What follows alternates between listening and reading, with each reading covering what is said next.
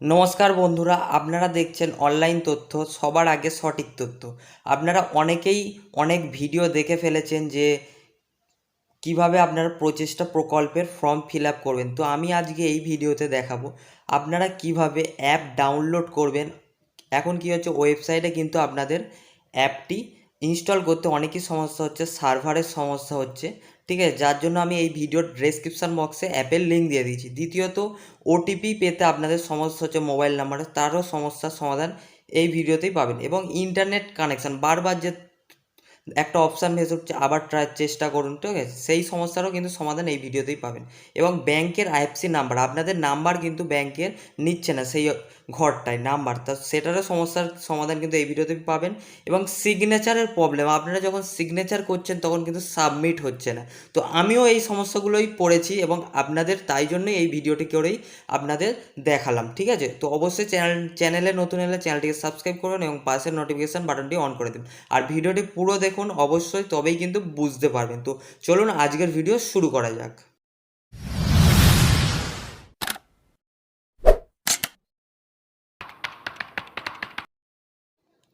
At first আপনাদের অ্যাপসটি download করার পর ইনস্টল আসবে, আপনারা ইনস্টল করে নেবেন।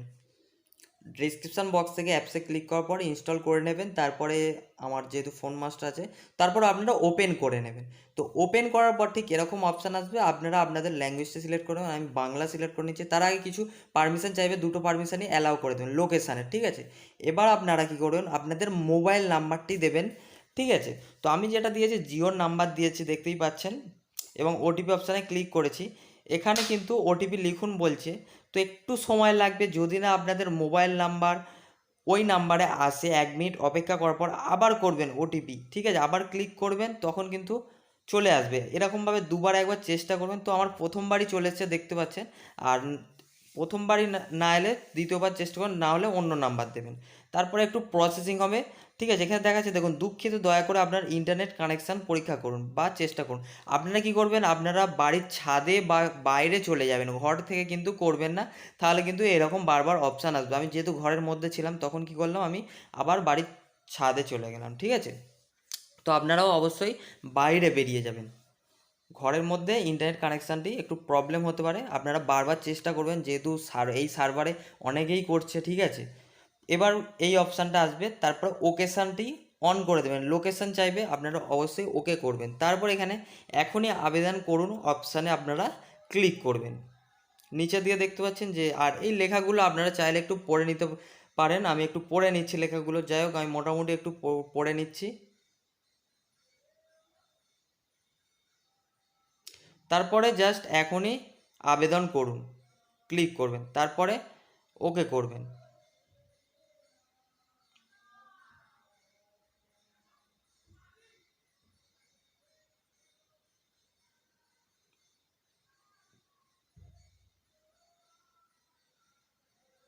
তারপরে এখানে যোগ্যতা যাচাইকরণের প্রশ্নাবলী, এগুলো আপনারা পড়বেন। আপনি কি আপনার পরিবারে একমাত্র উপার্জনকারী সদস্য? আপনারা অবশ্যই দেবেন হ্যাঁ। আপনি কি সরকারি না বেসরকারি প্রতিষ্ঠানের কর্মী? আপনারা দেবেন দুটোর মধ্যে কোনোটিই নয়।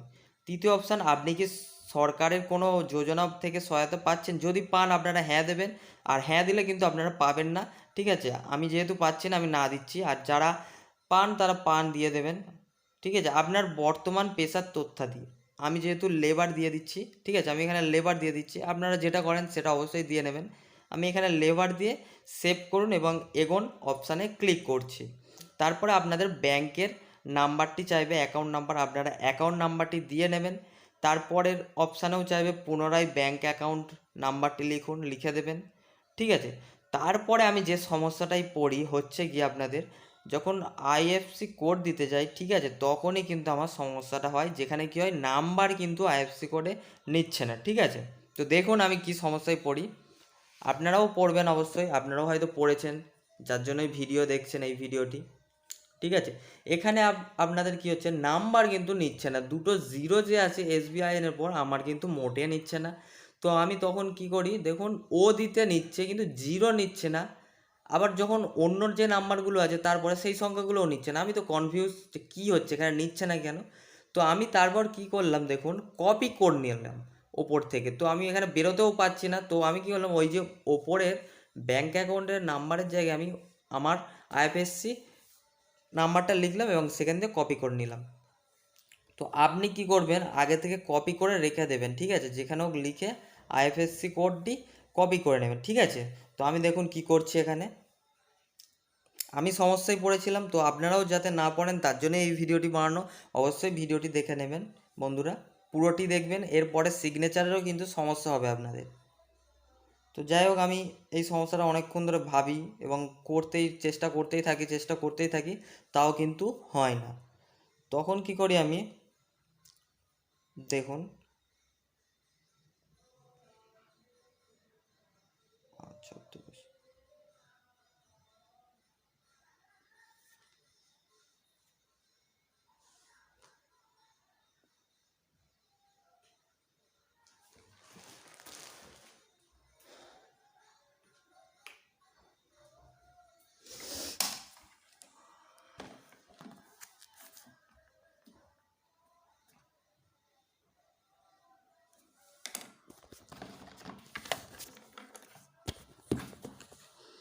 দেখুন এখন কি করলাম, আমি সেকেন্ড ঘরের যে অ্যাকাউন্ট নাম্বারের অংশটা সেখানে আমি কিন্তু আইএফএসসি কোডটা লিখে নিলাম।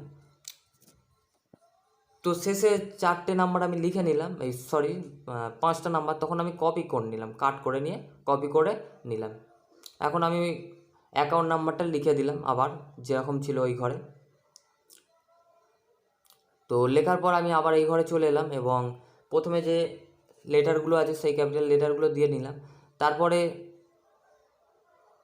আমি ভাবলাম যে ওই দুটো ও, তার জন্য ওটা পেস্ট করলাম, তাও দেখলাম আসছে না, কোনো ব্যাংক খুঁজে পাওয়া যাচ্ছে না। তো আপনাদেরও, তারপর ভাবলাম যে এই দুটো জিরো হবে, তো আমার এমনভাবে লেখা ছিল ব্যাংকের বইতে আমি বুঝতে পারিনি, তার জন্য আবার জিরো দুটো ওপরে লিখে আবার কাট করে নিয়ে আবার ওখানে কিন্তু পেস্ট করি।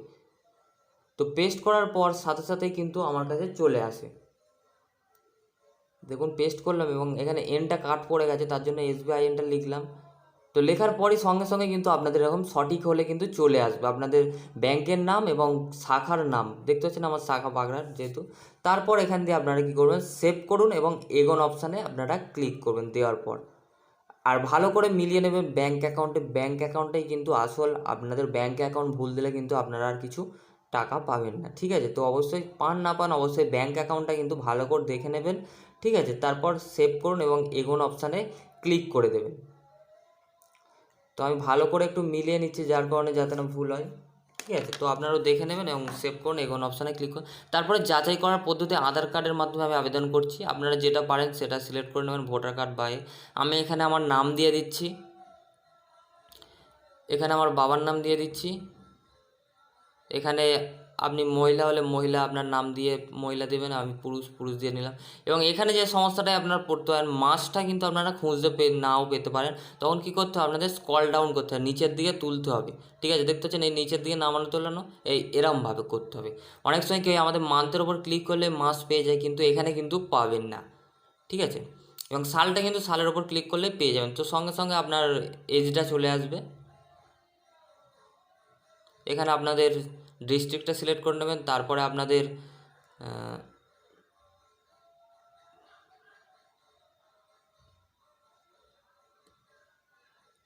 সবচেয়ে ভালো বন্ধুরা, আপনারা যখন এই ফর্মটি ফিল আপ করবেন, আপনারা যে ফর্মটি ফিল আপ করেছিলেন অফলাইনে যে ফর্মের কাগজে, তো সেই ফর্মটি নিয়ে বসবেন, আপনাদের কিন্তু খুবই সুবিধা হবে। তো আমার এখানে সাতগাছিয়া, তো সাতগাছিয়া দিয়ে দিচ্ছি আমার বিধানসভা। তারপরে আপনার ব্লক, আপনার পঞ্চায়েত, এগুলো পরপর আপনারা আপনাদের মতো দিয়ে নেবেন। এই অপশানটা আমি একটু হাইড করলাম।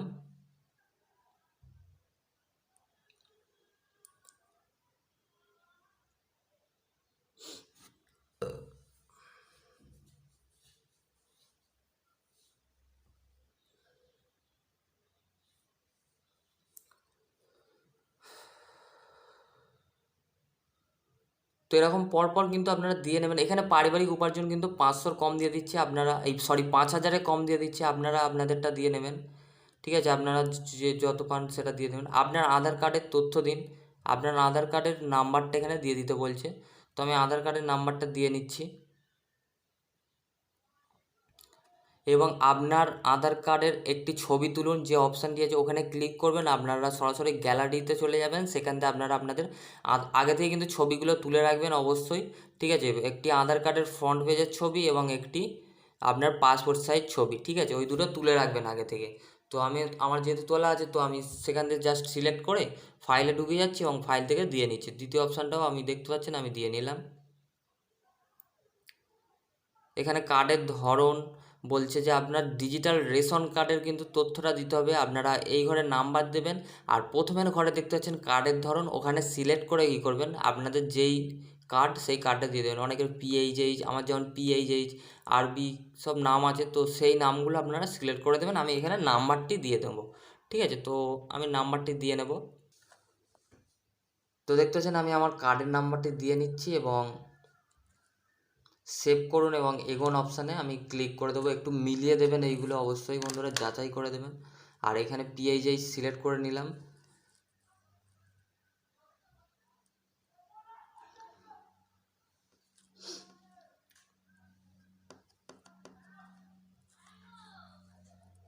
তো সেভ করুন, এগোনোর পর আপনাদের ডিটেলসটা চলে আসবে। পুনরায় পরীক্ষা করুন, জমা করুন, ঠিক আছে। আপনারা অবশ্যই চেক করে নেবেন আপনাদের ভোটার কার্ড, আধার কার্ড। তারপরে হ্যাঁ অপশানে ক্লিক করবেন, এগিয়ে যান।